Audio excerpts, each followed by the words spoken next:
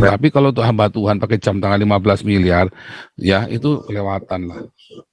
Ya kan, apalagi terus ya dikit-dikit minta maaf, dikit-dikit minta maaf, itu nggak boleh lah, ya kan, minta maaf atas nama Kristen lagi, kan kurang ajar kan, dia sendiri nggak kasih makan orang Kristen kok, kurang ajar, bajingan juga nih pendeta ini kan, tebar pesonanya kan, udah gitu masih ngomongin saya anak iblis pula, masih ngomongin saya anak iblis juga, nggak taunya iblisnya dia juga kan, bapak iblisnya kan. Tapi sorry ya, saya nggak belajar dari Gilbert, saya nggak pernah mau amit-amit saya belajar dari Gilbert, nggak mau saya. Tapi kalau saya Fudin sama Yosua Toy kan memang muridnya Gilbert itu dua orang itu kan, makanya gaya hidupnya nggak beda-beda kan.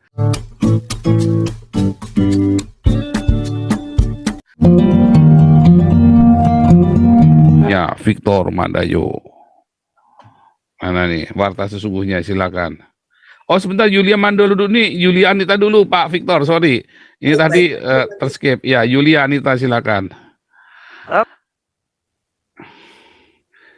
Yulia Anita, mikrofonnya. Shalom. Shalom. Shalom. Selamat malam, Pastor. Selamat malam. Sangat miris ya, Pastor ya. Miris ya. Pak Aceh kena berapa? 6 tahun ya?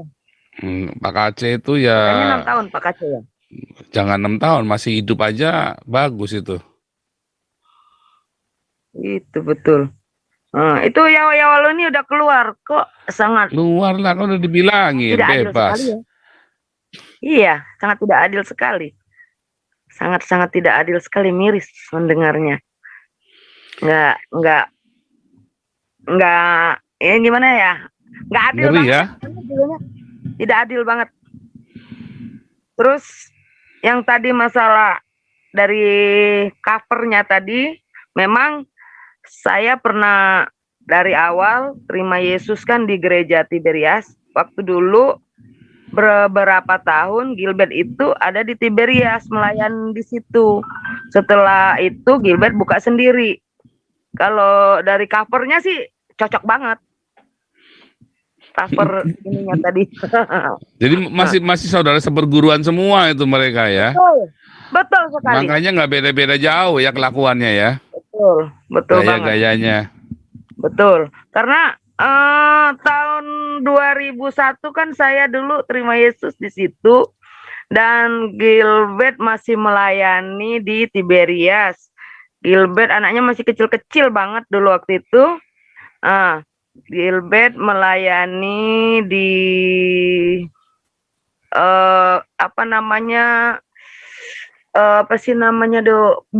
bioskop Jayakarta tuh dia pegang di situ dulu. Ingat banget saya tuh bioskop Jayakarta itu waktu itu bioskop itu dijadikan gereja.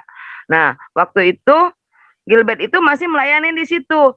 Selang berapa tahun, sekitar 4 tahun, 2005 lah dia itu buka gereja sendiri. 2005 atau 2006 Gilbert buka sendiri gereja. Makanya saya pas lihat covernya tadi di YouTube itu ya bener cocok banget, nget gitu, semuanya itu satu kayak ikatan benang-benang kusut gitu loh, Pastor. Nyambung banget, nyambung gitu loh. Nah, itu saya makanya ikut-ikut komen tuh karena ya memang saya pernah itu di situ. Kenapa saya akhirnya tidak mau lagi bergereja di yang sangat besar, saya ke gereja yang cuma jemaatnya beberapa ya, karena saya melihat kehidupan si gembala kita itu sangat ya sederhana, walaupun beberapa jemaat tapi tetap setia melayani, tidak peduli ribuan atau ratusan jemaat, yang penting dia melayani sampai napas penghabisan. Disitulah saya akhirnya mengalihkan tempat untuk beribadah dan saya menetap di situ gereja saya saat ini. Nah itu yang diakonia enggak nih gerejanya? Gereja saya diakonia, suka kasih makan orang walaupun jemaatnya 3 orang. Iya harus, nanti akan diberkati itu. Amin. Saya salut banyak belajar dengan gereja pendeta saya walaupun jemaatnya 3 kakak. Saya salut. Nggak apa-apa, harus diajarin diakonia. Betul. Dia suka kasih makan orang-orang di sekitar dia tuh, rajin juga. Walaupun tidak tahu uang dari mana, rumah kontrak, pastori juga, tapi saya percaya dia sampai hari ini bertahan hidup. Walaupun dalam keadaan COVID tidak pernah kekurangan. Tapi tetap kasih Luar makan orang. biasa. Dahsyat. Luar Itu aja, biasa. Pastor. Saya Lanjut, banyak belajar juga di channel ini, dahsyat. luar Pastor hebat. biasa. Victor Mandayo. Nanti coba Pak Nanang lagi ya. Pak Victor Mandayo, silakan. Ya, shalom Pastor Paul. Shalom Pak Victor. Iya. Malam ini saya cuma mau ngomong nggak banyak. Saya cuma mau bilang Indonesia, kepolisian Indonesia khususnya berubah menjadi polisi agama. Nggak malu gitu jadi polisi agama. Itu aja Pak Paul. Iya, kok iya, bener juga lo. Kenapa jadi polisi agama tuh ya Indonesia tuh ya? Ya, bingung itulah. juga lo. Di samping dengan jaksa, tapi paling intinya polisi menjadi polisi agama, bukan polisi. Iya loh, jadi polisi agama loh. Indonesia ini polisinya nggak ngurusin orang diperkosa, nggak ngurusin orang dirampok, jadi ngurusin penistaan agama. Koruptor banyak banget di Indonesia ini, begitu banyak koruptor tapi nggak ada yang diurusin. Malah yang diurusin adalah agama. Rubahlah dasar negara aja jadi khilafah, kelihatan banget kok memang menjadi negara khilafah. Bingung juga lo ya. Pengadilan agama juga dong. Hah? Di pengadilan juga pengadilan agama. Jaksanya jaksa agama lagi. Jaksanya jaksa agama. Bingung juga loh. Bingung loh. Itu aja Pak Paul, saya mau ngomong bahwa Indonesia sudah berubah menjadi negara kepolisian bagus juga ini Pak. Bagus juga ini Pak Paul. Iya nih, jadi polisi agama ini. Oke, coba nih Pak Nanang dulu, udah bisa belum Pak Nanang? Shalom. Shalom Pak Nanang. Ya, memang ya shalom buat semuanya. Shalom. Saya menanggapi masalah pelayanan gereja di Indonesia ini, Pak Paul ya. Itu karena memang sudah dari awal itu saya dulu lama di GBI Pak Paul. Jadi saya bukan tahu persis, tahu betul juga gitu. Jadi saya dulu pelayanan itu ikut pelayanan khususnya untuk di Jambi itu untuk suku anak dalam waktu itu ya. Nah, ketika kita sudah dapat jiwa-jiwa, jadi waktu itu visi saya adalah bagaimana mengarahkan suku anak dalam itu, suku yang di Jambi itu, suku asli pedalaman di Jambi itu, agar mereka bisa hidup sama seperti saudara sebangsanya yang lain gitu.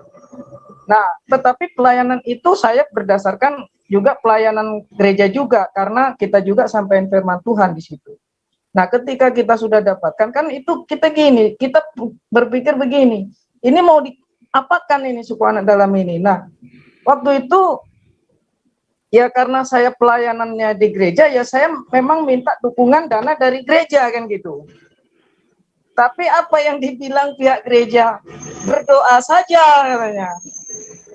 Nah, saya bilang kalau kita ini padahal keuangan gereja itu cukup besar Pak Paul ya.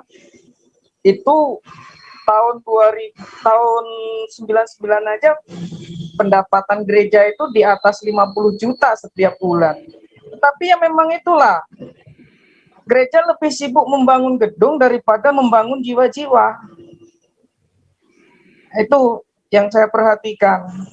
Maka ya memang akhirnya saya kecewa juga gitu. Akhirnya saya ya sudah bagaimana ya, akhirnya saya mundur juga dari pelayanan itu. Nah makanya, dan itu semua gereja lah. Sekarang ini saya perhatikan cuma kulitnya aja mereka pelayanan itu. Karena begitu sudah mereka membangun gedung, membangun katakanlah dinasti-dinasti kayak gitu, ya mereka visi yang akhirnya itu ya hanya untuk ya apa ya, mereka itu bahkan lebih cenderung ke hal-hal yang nggak jauh beda dengan gaya-gaya pengusaha gitu loh.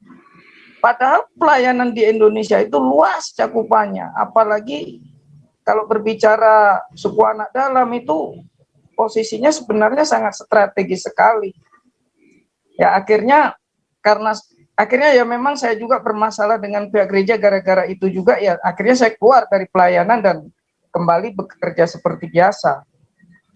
Nah, makanya kalau saya menilai hampir semua gereja itu cuman kulitnya aja lah mereka bilang pelayanan. Bahkan di Jambi ini saya pernah bilang juga ke beberapa hari yang lalu ya.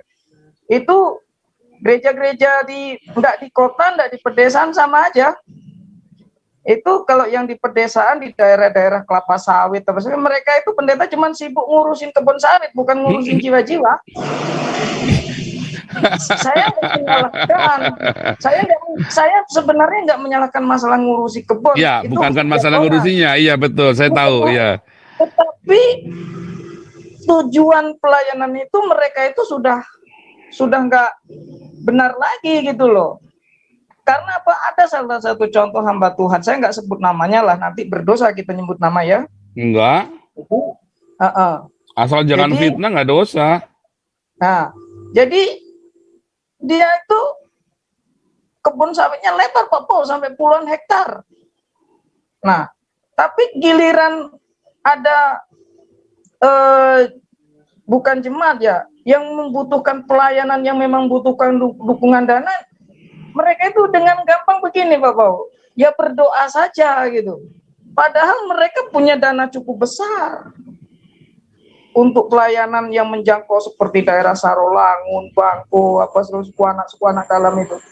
Tapi ya itu. Tapi kembali lagi karena didikan dari awal mereka seperti itu. Bukannya dididik memang untuk melayani jiwa-jiwa supaya bagaimana bukan hanya Injil tersampaikan. Tetapi ya itu tadi karena mereka mungkin waktu sekolah Alkitabnya dididik jadi orang pelit, ya jadinya kikir. Akhirnya mengumpulkan kekayaan sendiri-sendiri. Nah, seperti itu. Jadi Beto waktu di Lampung juga seperti itu. Ya akhirnya di Lampung juga sama aja itu. Pendeta-pendeta yang ada di pedesaan pun ya sibuk ngumpulin kebun sawit, bukan ngumpulin jiwa-jiwa. Jadi makanya saya sangat punya harapan besar di Zoom ini agar kita tidak meniru yang mereka tahu. Mereka ya sudahlah, biarlah kayak gitu. Tapi kalau saya berharap betul di Zoom ini bagaimana kita bisa berkolaborasi untuk satu menjangkau jiwa-jiwa dan merubah yang pernah saya kemarin waktu saya katakan masalah Ferdinand segala macam ini juga bisa kita lawan, bisa kita merapatkan barisan agar Indonesia ini berubah dari negara yang sampai saat ini masih seperti ini, ya kita lawan lewat Zoom ini gitu. Nah, jadi caranya bagaimana? Saya kemarin sempat mendengar Pak Paul punya gagasan untuk membangun koperasi, itu saya setuju sekali ya. Kalau memang itu ada harapan untuk membangun seperti itu, ya bagaimana kita bisa bersatu, bagaimana kita bisa membangun bersama. Nah itu mungkin bisa kita bicarakan lebih lanjut, ya bisa kita bicarakan lebih lanjut agar pelayanan yang ada di Zoom ini ya tidak hanya sekedar mengkritik atau apa, tapi ada tindakan nyata dalam pelayanan khususnya untuk Indonesia ini. Karena Pak Paul mengerikan sekali sebenarnya gereja-gereja yang tergabung, apakah itu saya justru sebenarnya lebih respect sekarang ini lebih respect dengan cara pelayanannya gereja Katolik, ya walaupun saya bukan orang Katolik, karena mereka betul-betul menyentuh kehidupan masyarakat gitu. Tidak hanya membagikan firman Tuhan atau apa, tapi mereka saya perhatikan memang betul-betul misalnya dalam hal sosial, dalam hal bagaimana kepedulian terhadap orang lemah, itu saya kebetulan banyak di Jambi ini kenal orang Katolik dan memang mereka betul-betul menyentuh langsung gitu. Tapi beda sekali di gereja karismatik ini, bahkan kalau berbicara kita hidup orang yang susah itu pendeta malah kadang-kadang wah itu kurang berdoa makanya nggak diberkati. Nah kan saya jadi males gitu dengar pendeta model Iya. gitu. Kalau saya pribadi, Pak Paul, saya bukan orang kaya, tapi saya juga nggak miskin. Karena yang pertama saya anak Tuhan Yesus. Yang kedua ya saya masih usaha kan, saya masih punya usaha ya walaupun usaha kecil-kecilan. Tetapi saya memang terus terang sudah nggak respect dengan hamba-hamba pendeta-pendeta ini. Ya karena memang saya perhatikan gamblang nyata di depan mata itu. Ya sekarang ini apalagi dengan di Jambi harga TBS melambung tinggi. Pendeta-pendeta itu sibuk dengan ya itu tadi sibuk yang di daerah pelosok maupun yang di kota sibuk berlomba-lomba membangun kebun-kebun. Akhirnya ya itu tadi akhirnya ketika terjadi masalah-masalah yang sifatnya menekan minoritas, mereka terdiam karena mereka sibuk mengumpulkan kekayaan mereka gitu. Mereka akhirnya karena untuk mengamankan kenyamanan mereka, akhirnya mereka nggak berani bersuara. Nah, itu yang saya perhatikan. Betul, Pak. Itu, Pak. Justru kita memang sana, Pak. Arahnya kita makanya gini. Kalau orang udah mau niat mau jadi hamba Tuhan, harus sudah siap untuk hidup sederhana. Itulah sebabnya, ya. Saya saya pun sudah tekatin hidup sederhana. Ya walaupun kita tinggal di Amerika kita butuh duit besar, tetapi kita sudah tekad untuk hidup sederhana. Kalau kita, ya kan, makanya kita ngumpulin duit selalu buat apa? Diakonia marturia. Kita ngumpulin duit selalu diakonia marturia terus. Malah kita mau bikin balai pengobatan sekarang. Duitnya dari mana coba? Apa duitnya masuk saya? Enggak. Kalaupun saya punya uang, saya keluar duit. Ya kan? Makanya saya bilang, kalau ada orang percayakan saya 15 miliar, kenapa 15 miliar? Ya karena jam tangannya Gilbert katanya harganya 15 miliar. Nah itu ya. Wah itu saya, nias itu sudah saya entaskan tuh dari kemiskinan. Ada lagi kasih satu lagi jam tangan 15 miliar, NTT beres tuh sama saya. Ada lagi kasih satu 15 miliar, nggak usah nunggu dana otsus. Papua itu kita entaskan dari kemiskinan. Saya nggak main-main, oh gampang itu gampang. Gampang. Punya 5 orang punya dana-dana begitu ya. Kalau Anda ingin ini, kalau Anda nggak cuma omdo saja, silakan hubungi saya. Ayo Pak, Bapak punya rencana apa? Oh, saya tunjukkan rencananya. Ya, itu. Oh, ini bukan rencana kosong. Terbukti kita ini Damari sampai hari ini kita sudah kumpul total sudah 3 miliar, nggak ada yang hilang ya.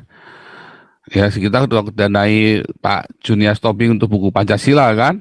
Nggak ada yang bocor. Nah, kita kumpulin juga buat sampai itu Pak KC 400 juta. Oh, bukan dari channelnya Pak Paul. Ya, nyatanya sampai sekarang Saifuddin masih nggak bisa ngumpulin duit. Ya pasti dari sinilah channelnya lah, Pak. Dari sini uangnya lah. Ya kan?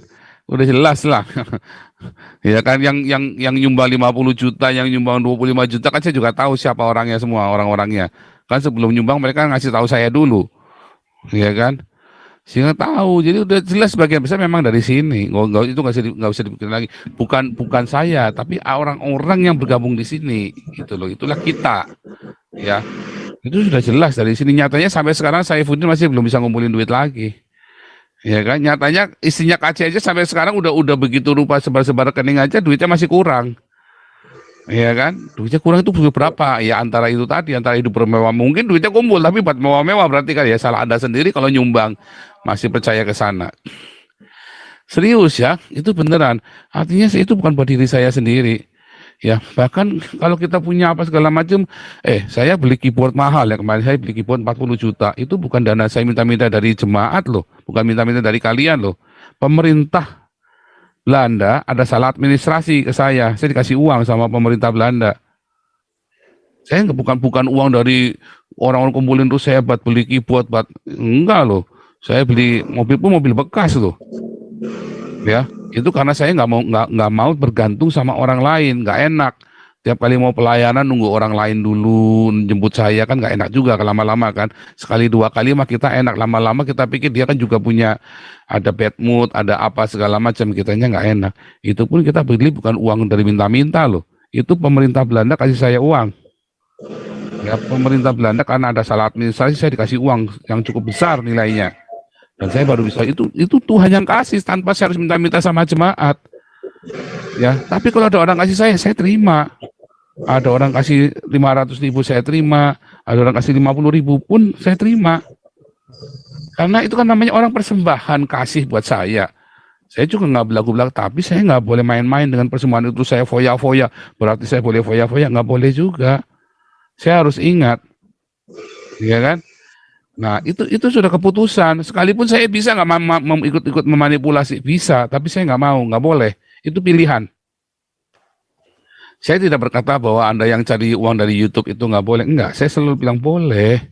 Tapi itu kan keputusan saya sendiri. Tetapi kalau tuh hamba Tuhan pakai jam tangan 15 miliar, ya itu kelewatan lah. Ya kan? Apalagi terus ya dikit-dikit minta maaf, dikit-dikit minta maaf. Itu nggak boleh lah. Ya kan? Minta maaf atas nama Kristen lagi, kan kurang ajar kan? Dia sendiri nggak kasih makan orang Kristen kok. Kurang ajar, bajingan juga nih pendeta ini kan. Tebar pesonanya kan. Udah gitu masih ngomongin saya anak iblis pula. Masih ngomongin saya anak iblis juga. Nggak taunya iblisnya dia juga kan. Bapak iblisnya kan. Tapi sorry ya, saya nggak belajar dari Gilbert. Saya nggak pernah mau amit-amit saya belajar dari Gilbert. Nggak mau saya. Tapi kalau saya Fudin sama Yosua Toy kan memang muridnya Gilbert itu, dua orang itu kan. Makanya gaya hidupnya nggak beda-beda kan. Caranya mereka nggak beda-beda. Modusnya nggak beda-beda. Cara gaya hidupnya nggak beda-beda. Ini Amin Wijaya mau ke guru lagi sama si Gilbert, sama Saifuddin, sama Yosua Toy, Bu. Ya udah terserah. Ya kan, diajar yang bener nggak mau. Gitu ya. Tapi ini udah jam 6, udah jam 12 malam. Kita harus segera. Luar biasa buat pertemuan malam ini ya, stabil 2K sempat 2,5K. Luar biasa. Oke, Pak Santiamer silakan tutup dalam doa direktur kita. Saya masih nunggu Pak Bahtiar untuk ini ya, usahanya untuk melaporkan si Bobby sama ini ya, sama Bobby Gundul Peang ke itu ya Mabes Polri ya. Silakan Pak Santiamer. Oh ya, ada pengumuman kita Dirjen AHU Yayasan Galaruan Nusantara sudah ACC ya. Tinggal akte notaris di ACC, kita bisa punya rekening atas nama yayasan. Lalu yang LSM kita masih nunggu dari Ibu Linda untuk PDKT ke Bangpol ya. Ini lagi lobby terus. Pokoknya karena yang leluasa nanti LSM-nya yang kita bisa hantam sana hantam sini. Kalau yayasan ini kita cuma berjaga-jaga doang. Ya, oke.